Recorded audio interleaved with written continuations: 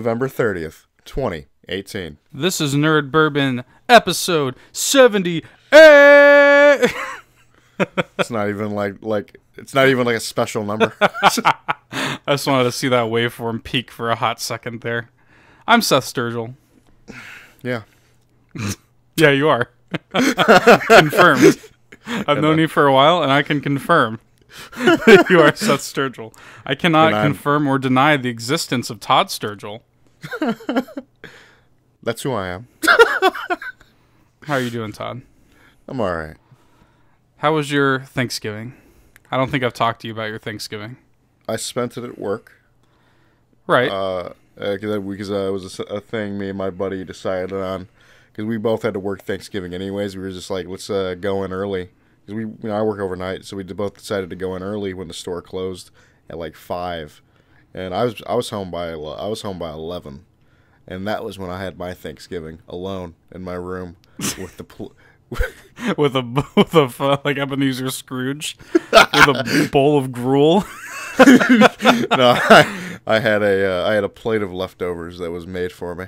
See, that's what when I'm asking you about your Thanksgiving, I don't really give a fuck what you did. I'm asking you about that plate. I'm pretty sure I didn't get it all, but I got like the shit I enjoy. I had I had the backup ham. No turkey whatsoever on that plate? Here's the thing. I tried a turkey, but it was the weakest part. Yeah. Gotta do it right. It's always the weakest part for me because everybody fucks it all up. Here's the thing. I got no issue with the turkey if it's done right. But they roast their turkey or what? Yeah, I think they do. That's where they fucked up. We've talked about the backup ham for a while now. We have an episode entitled "The Backup Ham." Yep. Yeah, that's where they fucked up though. You got to fry that turkey, Todd. That's something we learned long ago. Yeah. We learned that years ago.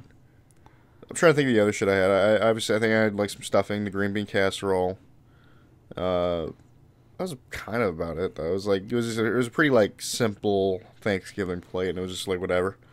You know what kind of bummed me out this year? Because, it was a good Thanksgiving for me, big family and stuff like that, good food.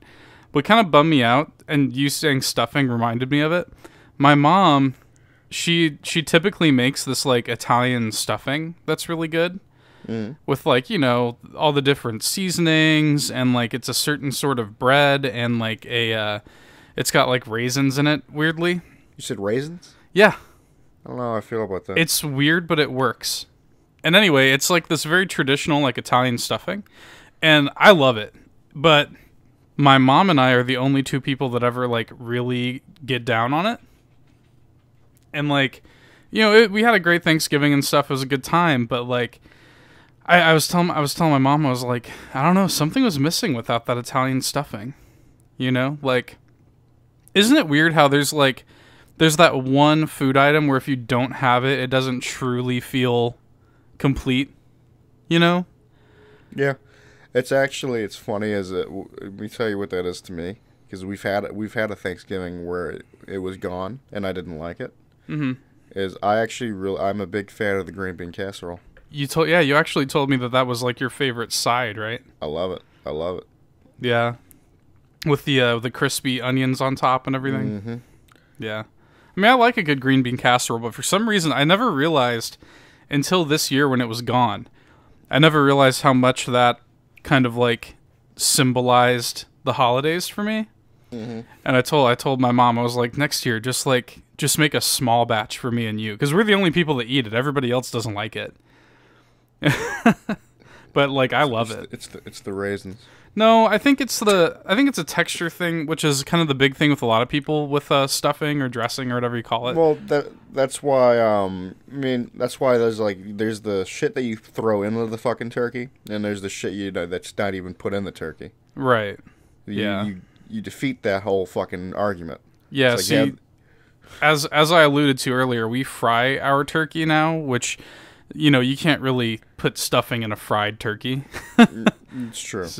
But the reason we fry it though, dude, is because like, I'm telling you, it is so like my mom and I, like, we would labor over this like roast turkey when I was a kid, or like, like last year I gave my mom Gordon Ramsay's roast turkey recipe where you lift up the skin and you put like herb butter underneath the skin and you're basting it and it's in the oven for hours. Keep going. I mean, look, it tasted fantastic. It was great. But then my grandpa's just like, nah, fuck it. You just throw a turkey in the deep fryer for 30 minutes, and it comes out better. You know? So this year, my parents made their own marinade, and they just marinated the turkey and just deep fried it, and it was great. And I had the important thing is what you do with the turkey leftovers. I do want to say I respect what your mom was doing with those leftovers. She was. You know what's funny is that, like, some of that turkey wasn't even leftovers. It was just like she made her own damn turkey when she got home. Yeah, but I respect the repurposing of the turkey. Oh yeah, yeah, it was good shit. Like we had one day, it was like turkey sliders. Yeah, and then like with, was like some of the homemade rolls she made. Turkey noodle soup. Turkey noodle soup. Then turkey we pot had pie. Turkey pot pie. Yep. Yeah. That turkey pot pie was love, actually. I'll give it that. I was like, that's actually impressive, because all I ever think to do with turkey, leftover turkey, is I'm just going to glob this onto a sandwich with mayonnaise and black pepper. And that's my life. And I'm going to eat it for 2 weeks. That's pretty much my solution to leftover turkey.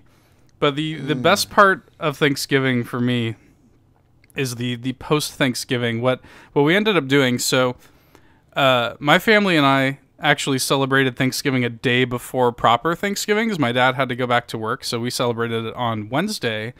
And then Thursday, my wife and I were also off of work, and so we decided to use that day to get all of our like Christmas decorating done. We kind of like got all of our decorations out of the closet and set the tree up and everything, and let me tell you, that was a day-long process, and I can hear your groaning already.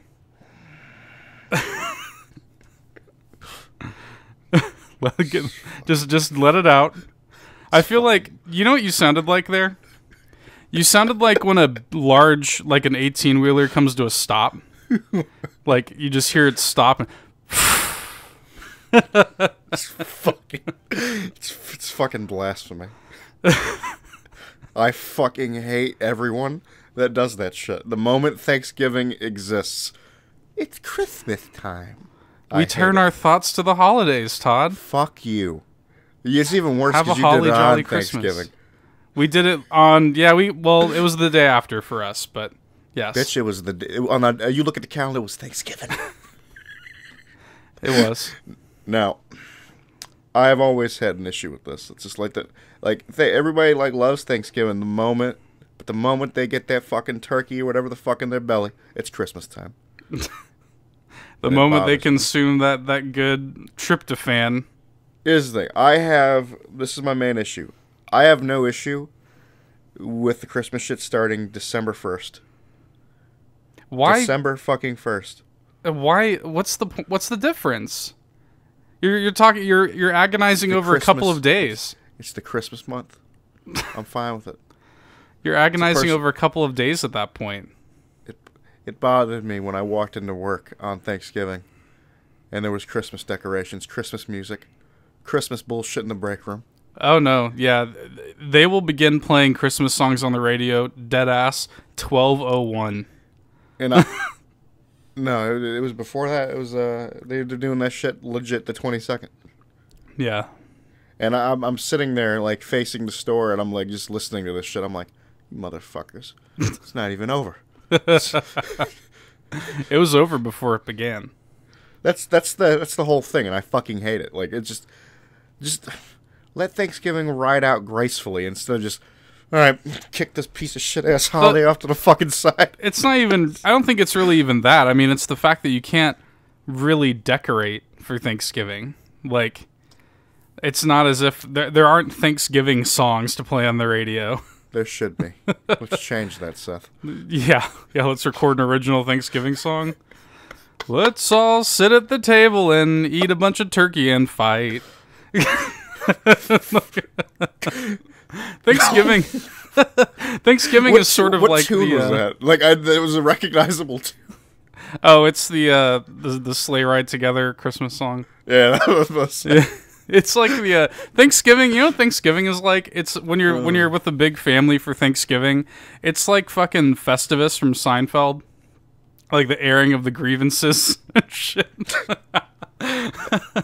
Where you go around the table and talk about all the ways everybody's disappointed you.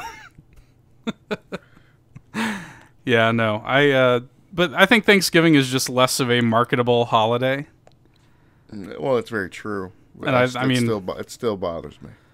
But why do you care? So, the store thing, that's one thing. Why do you care about people decorating their homes the day after Thanksgiving? Because it's fucking blasphemy. Wait till December, goddammit. Do you just hold Thanksgiving in such a high court? I do. I didn't realize you were so passionate. Christmas is second Thanksgiving. Oh, come on, Todd. I disagree with that. I wholeheartedly disagree with that. Have you said on the air, have we talked about what our favorite holidays are on the podcast? No. Oh, we probably have. Probably. Yeah. I mean, we're fucking 78 episodes into this thing. We probably, at some point, we probably said it. What is your favorite holiday? Halloween?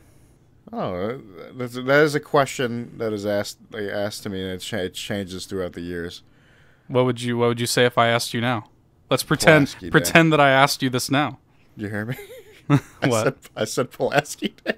Pulaski Day? What the fuck is Pulaski Day? It's something in Chicago.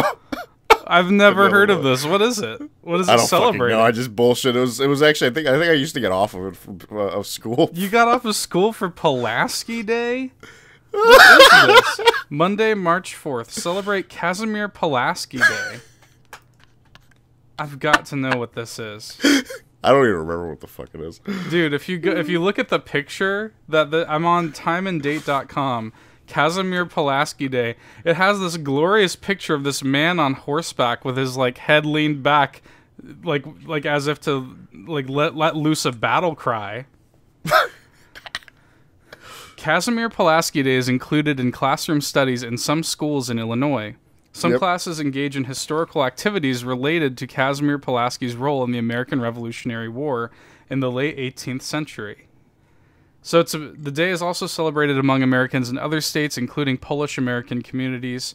Various events may include group gatherings, street parades, and public ceremonies. Wow. Casimir Pulaski Day is a legal holiday in Illinois, so some schools, libraries, banks, and courts are closed. Yep. Wow. So we're just celebrating the birthday of a Polish-born soldier who fought in the American Revolutionary War. Yes. I mean, is it because of just the strong Polish population in Chicago? For more than likely. Because I mean, Chicago probably has. I mean, I might be wrong, but it probably is the largest per capita Polish community in the United States. You might be wrong on that, but you can also be very, very right on that. I don't really pay attention to shit like that. Let me see. The only other place I could think of that would be bigger is New York. Yeah, it is. It is. New York is... So New York is first, but barely. So according to the United States Census, the U.S. states with the largest number of self-reported American Polish are New York with 986,141 residents, and Illinois has 932,996. Oh, wow, it's just fucking barely. It's neck and neck. So, yeah.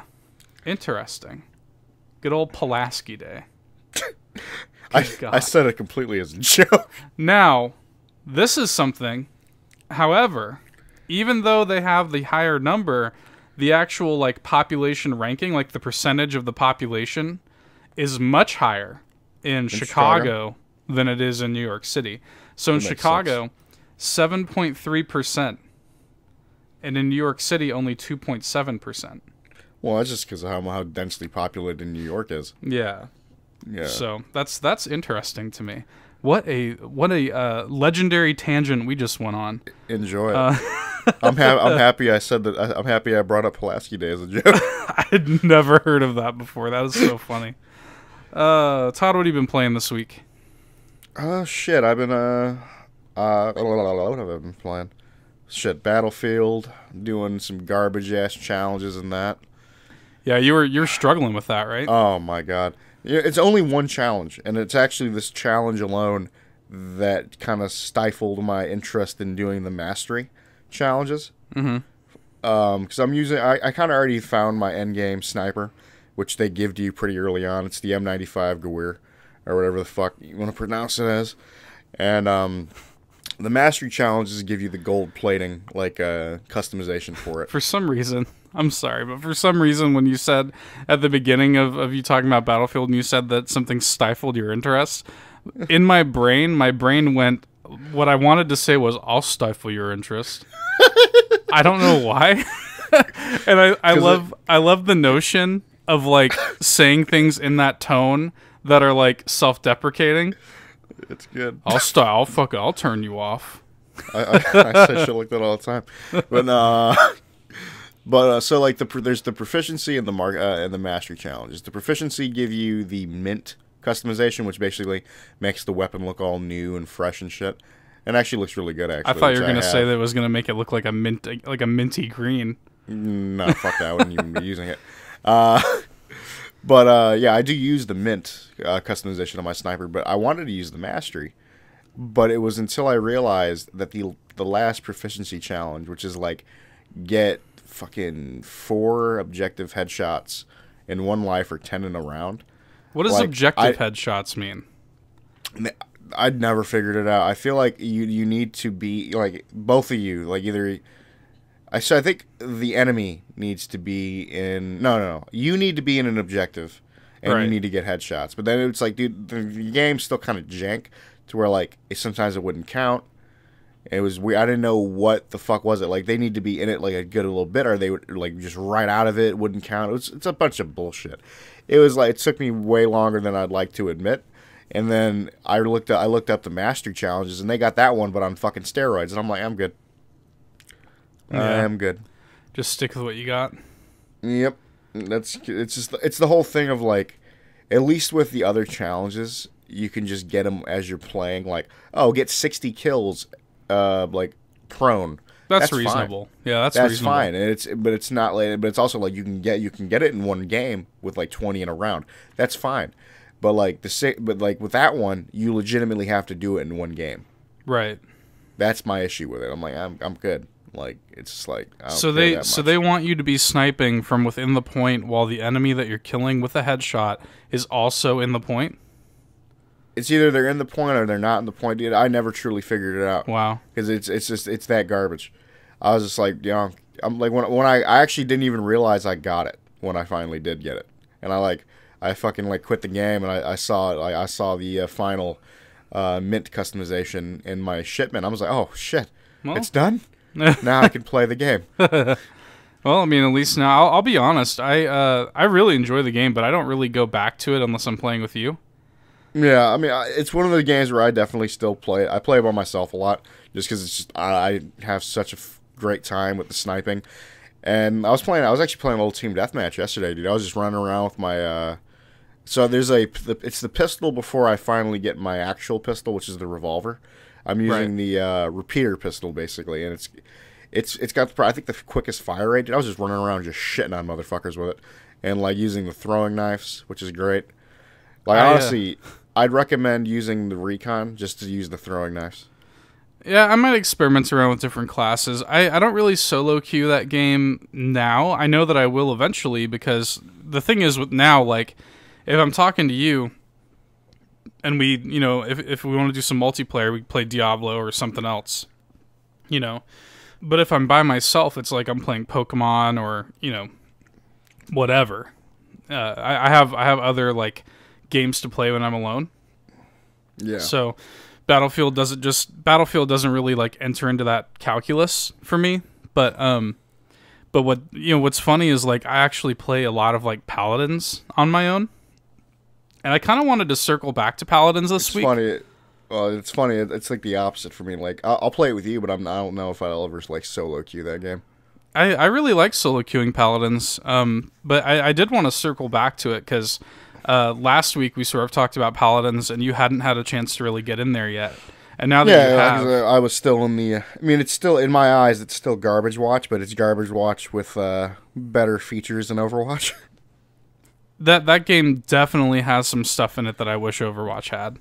I was actually talking to you about this like recently. I'm like, I really like that deck system, like that you kind of make a build for your character. Yeah, like your character. I love it.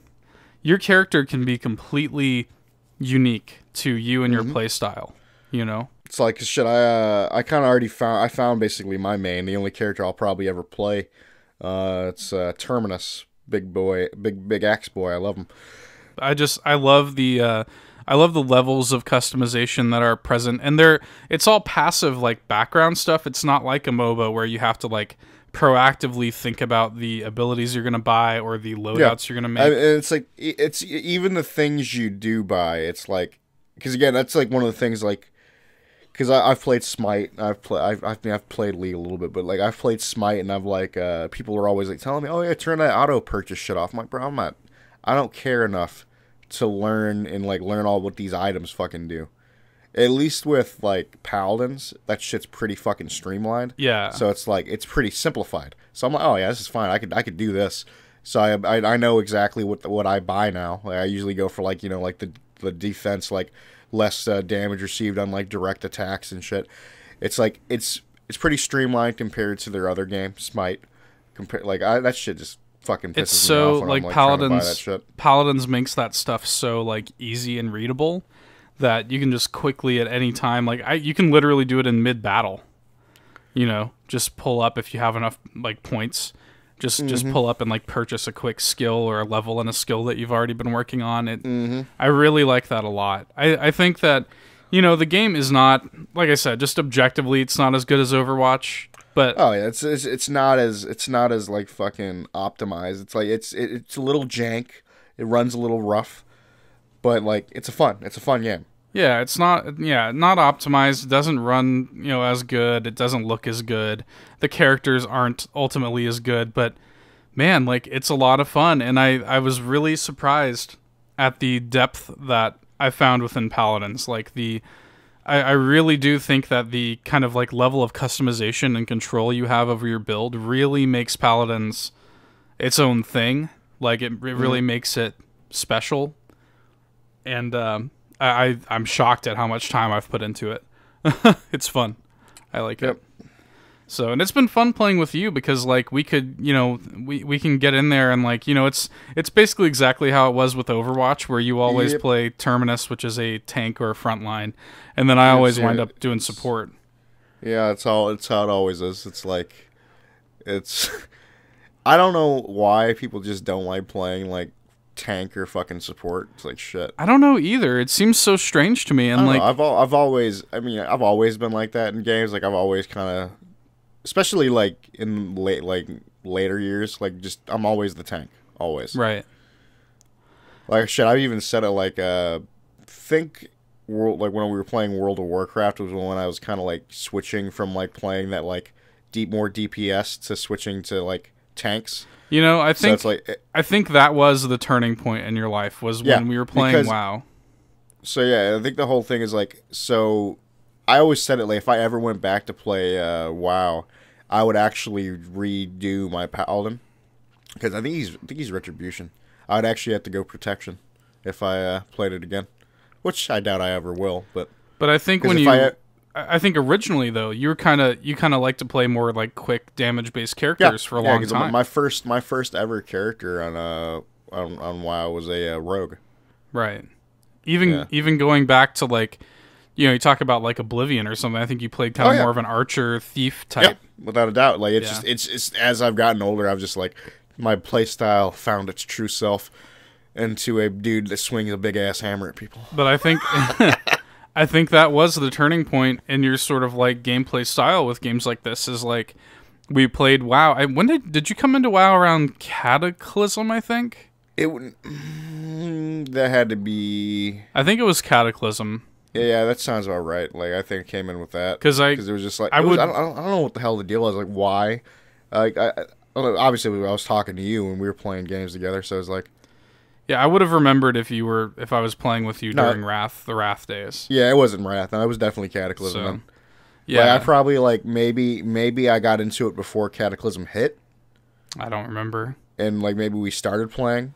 I don't just remember. all I know is like whenever we started playing and stuff, like there was that little bit of time where you played as a rogue, but then you went to Paladin, and like a switch went off, Mm-hmm. and now you'll forever.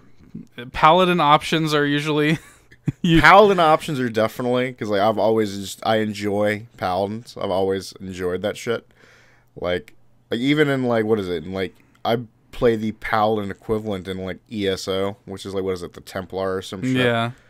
I mean, as soon as we sat down and like you started playing in my D&D game, like made a Paladin. Oh yeah, yeah. That was just like whatever. All right, Paladin.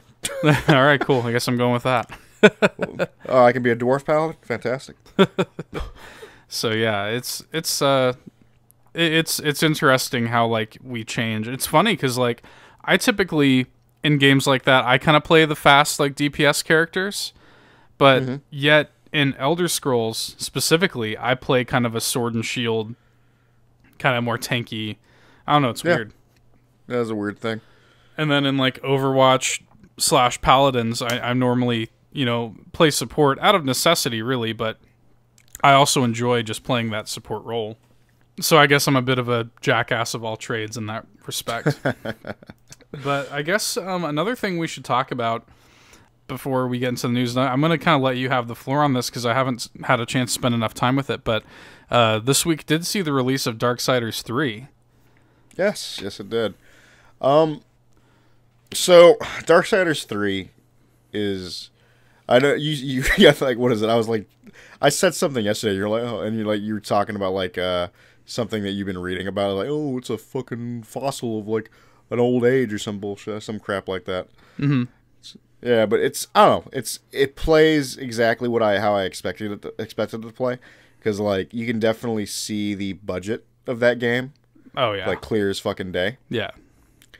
Which, I mean, it's still not a bad game. Like I've been enjoying my time with it. Like I feel like I'm like shit. I think 4 bosses down now, which I'm assuming there might be more than that. If Yeah. There's like some optional shit, but like obviously like if you know this like they kind of know the deal, the whole 7 deadly sins and shit. Yeah, the setup is But, that the setup is there. So it's like there's at least 7 bosses. Right. That's actually one thing I've seen. I've seen people complain about the game being too short.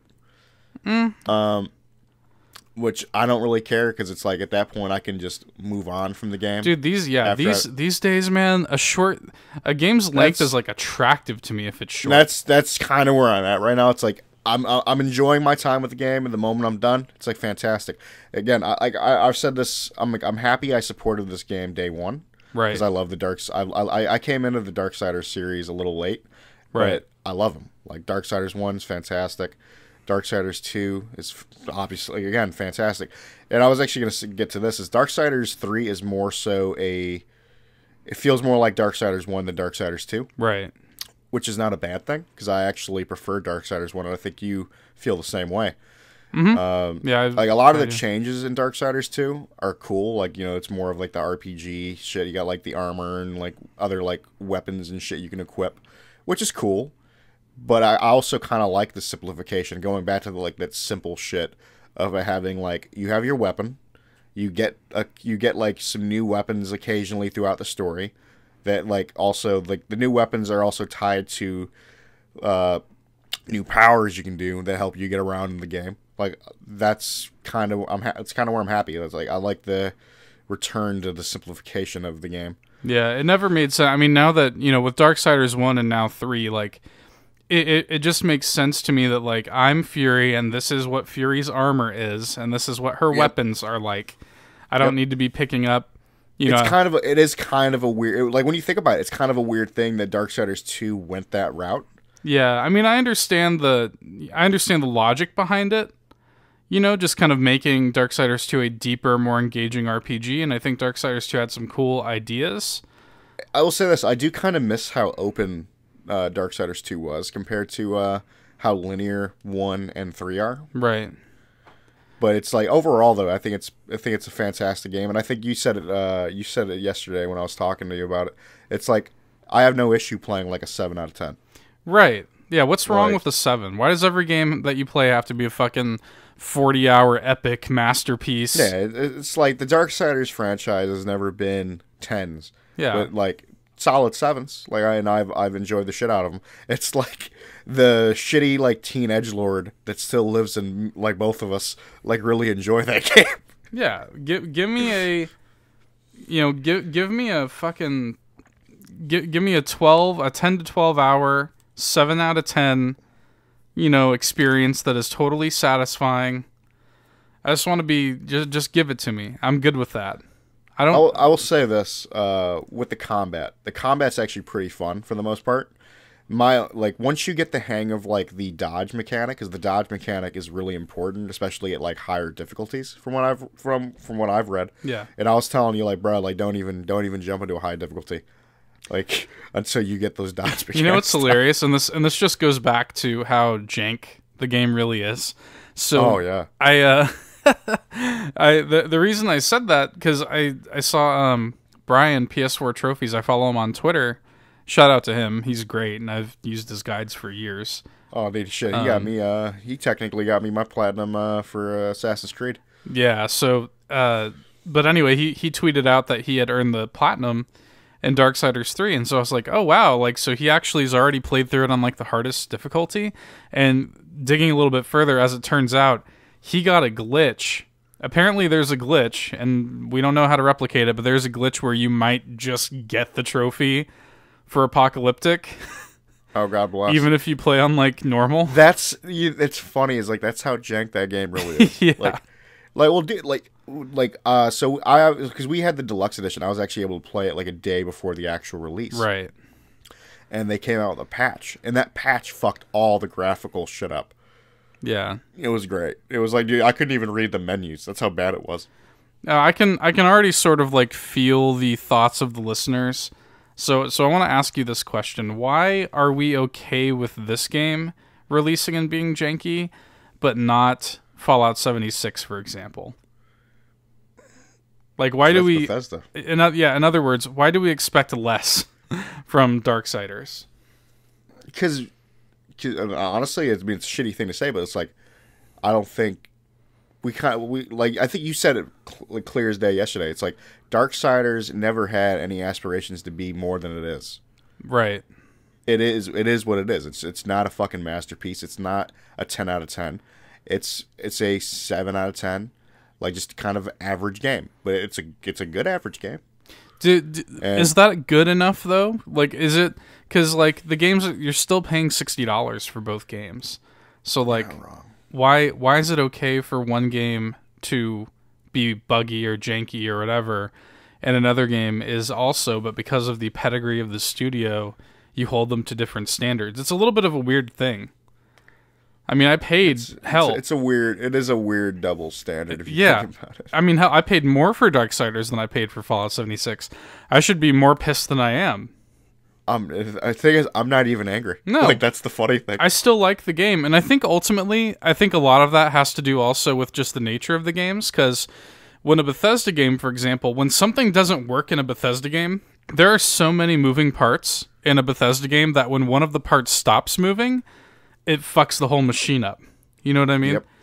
In Darksiders, it's like okay, this could have used a little more time in the oven. The jumping feels kind of weird. Yeah, the jumping feels like that is definitely one of my main concerns. Is like the jumping feels rough. The dodge isn't great. That was like my biggest thing is like because it's such a the whole there's a dodge mechanic of like doing the counters, and it's like it's all built around that. And if you don't do it right, you can't even like get like because it's the whole like the counter damage is probably your best damage in the game, right? And it's like good luck fucking pulling it off sometimes. But I've gotten to the point now where like I can fight through the jank. You're just used to its bullshit. I'm used to it now. So, but then like also like the just the technical stuff, like the game's a little framey. Oh, definitely. And like it's like I can't remember the last game that Deadass had like areas where it had to load. Yeah, like I've noticed if you like swing the camera too fast, you'll see like bits of the map that haven't like loaded in quite yet. And well, Deadass, like, dude, no, when you're like walking, like you'll Deadass stop like that. You'll stop and have like a loading screen, kind of not like an actual loading screen, but it'll sit there frozen in the air. and a little loading. So the game is like, it's not polished. It kind of like, it doesn't feel super great, but like, so why are we okay with it? Like, fuck you, Seth. I don't know. Like, it just, yeah, like the double standard is very interesting to me because like I'm still playing it and having a good time despite the fact that, you know, the story is kind of whatever. Darksiders has never had a great story. Yeah, it's never been like, I don't think I was ever there for like the story. I mean, it's enough to like, it's enough to be a game type of shit. But at least at the end of the day, though, at least Darksiders 1 and 2 ran well and felt good. Like, Darksiders 3 doesn't really have that to rest its laurels on. I mean, yeah, it does a lot of things really, really well. I still love the art, and I still love the sort of, like, world and just the way everything looks. And, you know, I've only put maybe an hour into the game, if that. And, like, Fury is already probably the best protagonist in terms of her personality. She's funny. From what I've seen, it's going to be like I've seen like you. I feel like you can probably guess how like her character development is going to go. Right. And it's going that very stereotypical route without me like doing spoiler shit. Where she starts off as like a hardened bitch, and she sort of softens up. Yeah, exactly. Yeah. That's the whole thing. Of like, I mean, I respect it. It's like. I'm trying to think who would still be my favorite protagonist personally. I like Death a lot. I like Death as I liked playing as Death, but like as an actual character, I don't think he really went anywhere. And he's just kind of he was kind of just a snarky little asshole. Yeah, and I don't think War necessarily went too many places either. I don't think War was that much of a character, anyways. Like he was just kind of a thing you played. Yeah, I just, you know, that's really, you know, I think another, you know, just to sort of compare again, I think another big difference between this game having some issues and a game like a Bethesda game having some issues, like when we're complaining about Fallout 76, if the only problem that Fallout 76 had, like the only problem Darksiders has are technical problems. If the only problems that Fallout 76 had were technical problems, that would be one thing. But it's also like design problems.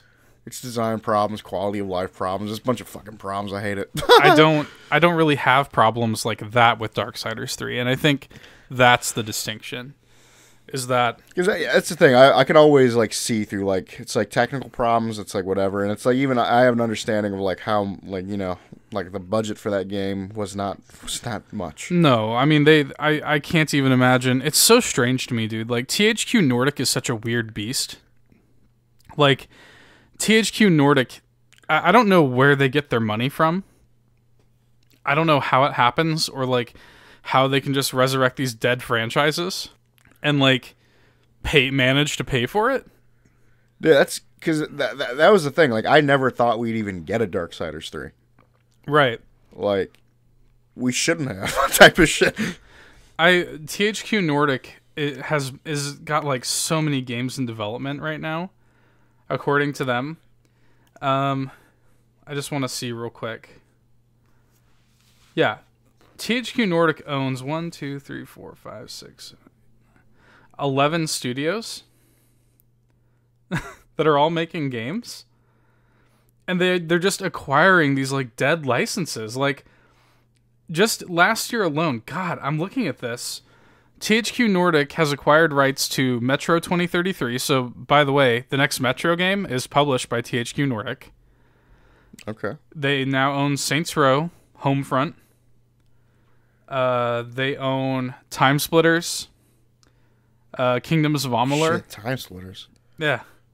For some reason, they bought the Alone in the Dark franchise rights. God bless. They're just buying up all these like dead franchises and like resurrecting them. It's so strange. They're such a strange company, but they're like well in the green. And they employ over 1,000 employees as of 2018. Is this like a front for like a fucking drug ring or something? Like, you know what's funny is I was gonna make a joke. I'm like, they sell drugs. So it's like the mattress firm thing, right? Yeah. where it's like, is this some huge like money laundering swindle? So I almost wish, I almost wish they had given Darksiders 3 a little more time in the oven, though, to like really. Oh, I definitely wish. I would have loved kinks. a little more polish. Because either way, I was going to support this game day one. I agree. I know everybody. I know everybody fucking cries like, "Oh, don't pre-order games." Fuck you. I'm supporting a franchise I love. Fuck off. Yeah, I'm the same way. I definitely wanted to support the game early. I mean, these launch sales are important to a game like this, so I definitely wanted to show up for Darksiders. I've been a fan of Darksiders since day one, and I want to support the series. I want to see more, but I hope that it would just be nice to see the game a little more optimized, and I almost would have preferred to wait a little bit longer. But I imagine I'm the same way. I definitely would have. I would have at least waited till like it was like more polished because I like what I'm already playing, but it would have been great to see that shit a little more optimized. It's a little bit of a rock and a hard place situation though, because like you can't say they held it for like a few months. Well, then you're releasing in like February and March alongside games like Anthem and Devil May Cry and like these huge The Division and these like huge games in early 2019. And if you hold it until summer 2019, well, great. You have to employ all these people for another half a year. Yep. So it was a necessity to get that game out. So I think they did what they could, and I think to deliver a 7 out of 10, I think is fine. I think that's the ultimate point I want to make with this is that like it's fine for a game. These games are perfectly fun, good games. Like some of my favorite games of the last generation were 7 out of 10s. Like, yeah, it's like it has problems, but it's really good to me. Like, I want to shout out a game called Shadows of the Damned, back on 360 and PS3. Like, which one is that? It's a Grasshopper manufacturer game, a Suda51 game, and it's a third-person shooter / adventure game. But it is so good. Like, it's. Oh, I know exactly. I know what game that is. It's a total like 7 out of 10 game, but it is like just dripping with like art and style and humor, and like I fucking love that game. And like, it's not like some magnum opus Last of Us BioShock masterpiece, and it's not like one of the best games ever made, but it's a really fucking solid 7. Like it's so good. And like there's nothing wrong with that. The Darksiders series really embodies that for me, and I'm always happy for more. So, anyway, I've got a couple of news items here, and I think we'll just kind of go through these news items and wrap up for the week. How's that sound, Todd? Sounds good, sir. I have 2 items here. It's been kind of a slow news week, and weirdly enough, both of these items are Zelda related. Oh shit! It's been kind of a kind of a Zelda charged news week, such as it is. First thing I've got here, according to Game Informer, the next Zelda game may be coming sooner than we think. The news was shared on an episode of the Game Informer podcast, wherein crew member Ben Hansen predicted that the next Zelda game would be co-op focused and developed by the Triforce Heroes team. And that's when the editor, I'm going to try not to butcher his name, Imran Khan, chimed in with, I was just thinking what I should say about that. The next Zelda will probably be sooner than we think. I will talk to you guys off camera about stuff, end quote. When he was asked if it were a co-op game being made by the Triforce Heroes team, he responded with, quote, not exactly, end quote. So, that's interesting, because the thing about it is, like, Game Informer is told about this stuff well in advance, just from being, industry insiders anyway, but they collaborate on, they're still the biggest video game magazine, such as it is, and they collaborate on cover stories and stuff like that. So Game Informer they are privy to knowledge like this. And it's interesting, like kind of reading between the lines here, about like him chiming in after talking about it being a co-op, kind of like musing that maybe it would be a co-op focused game. Him chiming in and saying that the next Zelda will probably be sooner than we think, and saying that it's not exactly like a Triforce Heroes style. It makes me wonder if maybe my idea of a Breath of the Wild style co-op game. Well, it's the sooner than you think. Sooner you think makes me think like they're doing like we were talking about that I think like last week. Yeah. Is like the whole like Ocarina of Time to Majora's Mask sort of issue. Right. The sort of like quick turnaround Zelda game, which is an exciting prospect, but the co-op thing is what really turns my crank here, because I'm like, it's interesting that is what sort of like, you know, kind of like inspired him to say something on the air about it. I'm a little curious. Like, I'm just like, I'm telling you, I think that was like last week we were talking about that whole thing with like playing as the champions. yeah. Oh God, that shit turned me on. Like if that was like real, oof. And I think that would be great.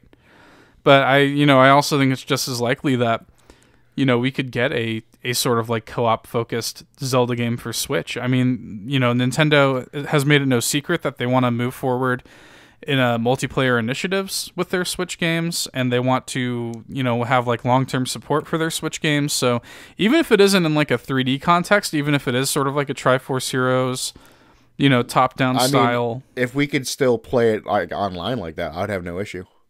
Like that's like I'm completely down for that either way. I could almost imagine, you know, Nintendo operating in the space that they are. Like, what if they released a multiplayer, like a co-op Zelda game, you know, be it 3D or top-down, where they support it with like new dungeons and stuff? Oh, dude, that'd be fucking awesome. New dungeons, new outfits, new abilities, and stuff like that. That'd be great.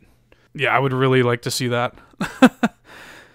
And it's funny because we got, you know, the Game Awards are coming up soon. I think they're actually coming up in like a week. And there are a lot of like rumors leading up to the Game Awards. Nintendo always has a little bit of a presence at the Game Awards. In the past several Game Awards, they've actually had a Zelda presence specifically. I believe last year came there with Hyrule Warriors, and the year before they had Breath of the Wild, and so the big rumor coming into this one, and this leads into my second news item, is that the rumor is that they're going to bring Skyward Sword HD, or you know, something akin to that, to the Game Awards this year.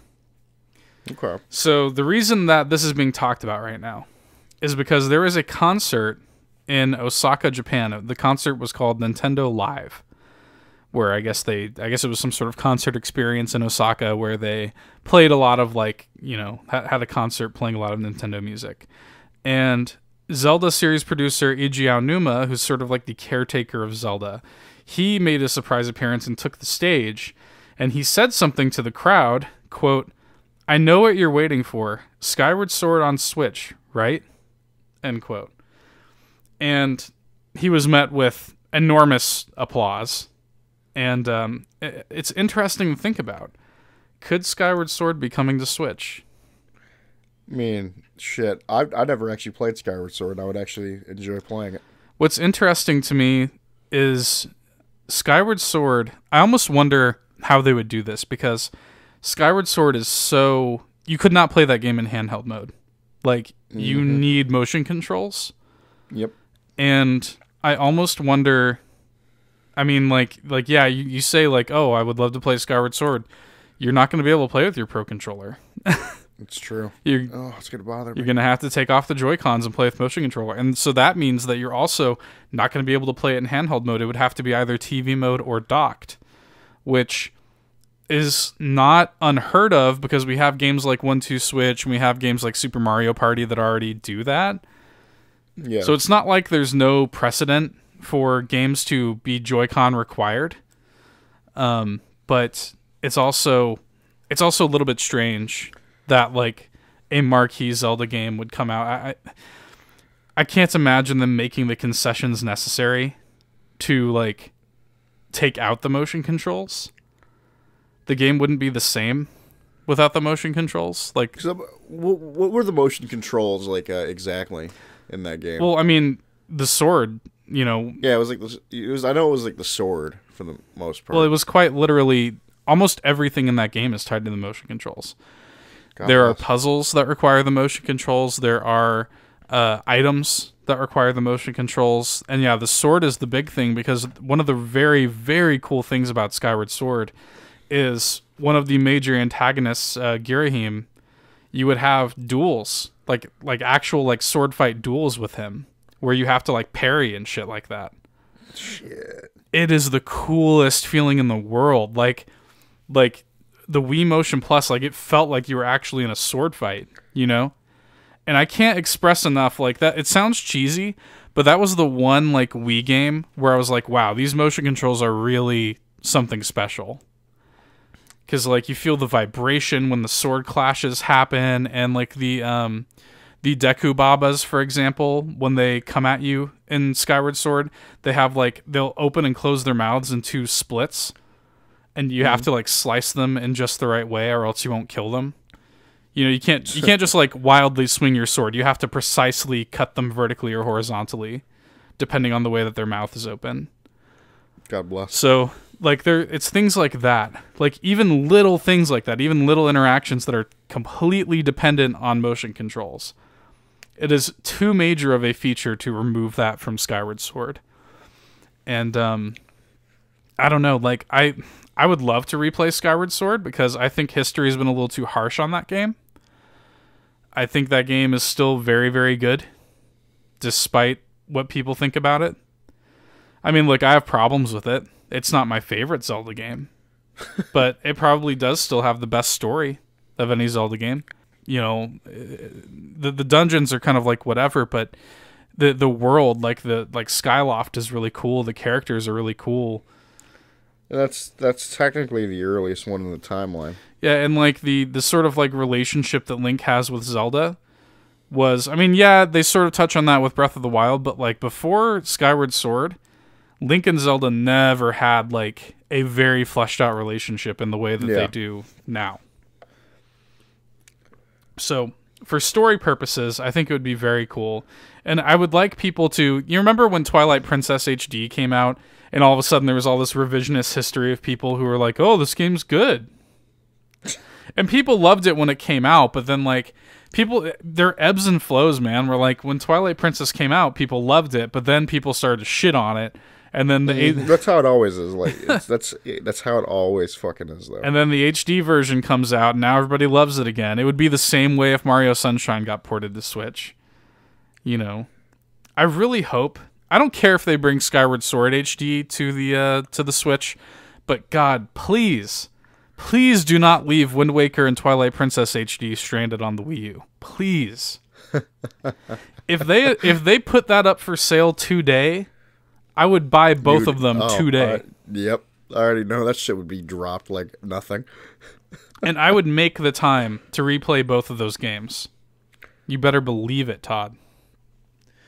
God, I want those games on my Switch so fucking bad. I want it'd be so great to have all 3 of those, like Wind Waker, Twilight Princess, Skyward Sword, all under one roof. Yeah, that'd be fantastic. My nipples are hard. Lord. Anyway, that's all I've got this week, Todd. Was there anything you wanted to add before we wrap it up? I was actually going to bring this up. So before, obviously, at the time of this recording, I haven't fucked with Red Dead Online. Oh, yeah. So next week, I'll more than likely have played some Red Dead Online. I'll be able to actually talk about it. That's a good one, yeah. And I'll have maybe some more thoughts to give on Darksiders. And we have some topics that we're actually going to bring next week. It's going to be a little bit weird because next week is, when you guys listen to this next Friday, that's going to be the release date of Smash.